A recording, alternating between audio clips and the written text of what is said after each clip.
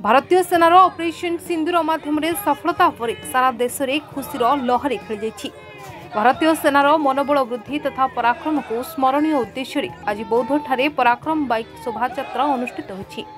कार्यक्रम में बौद्ध विधायक सरोज कुमार प्रधान मुख्य अतिथि रूपे जोग देथिबा बेले सम्मानित अतिथि रूपे जिलापाल सुब्रत कुमार पंडा, अतिरिक्त जिलापाल अनिरुद्ध प्रधान, एसपी राहुल गोयल, उपजिलापाल प्रवीण बानुआ, समस्त विभागीय अधिकारी, स्वेच्छासेवी, बुद्धिजीवी, साधारण नागरिक बाइक रैली रे जोग देथिले।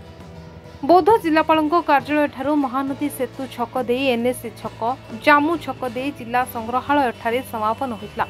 भारतर वीर जवान को जोगु ऑपरेशन सिंदूर सफल होइथिबारु बौद्ध विधायक समस्त सैनिकक वीरत्वर प्रशंसा करथिले।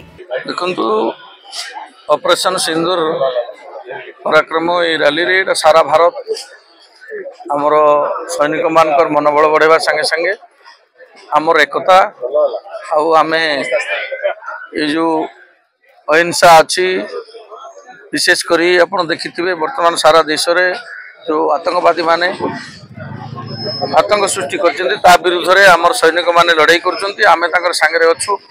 हमर देश और समस्त जनसाधारण ए रैली रे शामिल हिचन्ती आउ ए ऑपरेशन सिंदूर निश्चित भाव रे हमर देशर गौरव सम्मान बढ़े से आम आज रैली रे शामिल होकर आम जिले में पालन कर किसी गुरुत्वपूर्ण खबर देखा चाहती आम चैनल को लाइक, सब्सक्राइब और शेयर करें।